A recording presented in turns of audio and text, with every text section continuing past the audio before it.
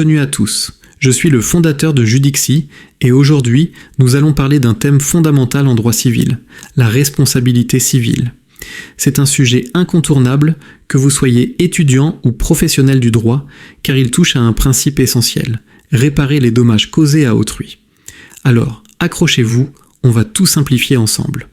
Pour commencer, qu'est-ce que la responsabilité civile ?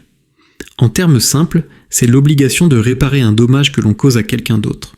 Ce dommage peut être matériel, corporel ou moral. Mais attention, pour qu'il y ait réellement responsabilité, 3 éléments sont indispensables. Un fait générateur. Cela peut être une faute, le fait d'autrui ou même le rôle d'une chose. Un dommage, celui-ci doit être certain, personnel, direct et légitime. Un lien de causalité. Autrement dit, le dommage doit être la conséquence directe du fait générateur. Maintenant, faisons la distinction entre les 2 grands régimes de responsabilité civile. La responsabilité contractuelle intervient lorsque le dommage survient dans l'exécution d'un contrat. Par exemple, si un vendeur ne livre pas correctement un produit, il engage sa responsabilité contractuelle. La responsabilité extra-contractuelle ou délictuelle concerne les dommages qui surviennent en dehors de tout contrat. Elle peut être fondée sur la faute, le risque ou encore la garde d'une chose.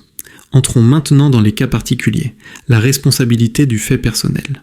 L'article 1240 du Code civil dit « Chacun est responsable du dommage qu'il cause par sa propre faute ». Concrètement, une simple imprudence ou négligence peut vous engager. Par exemple, si je fais tomber accidentellement le téléphone d'un ami, je dois le réparer.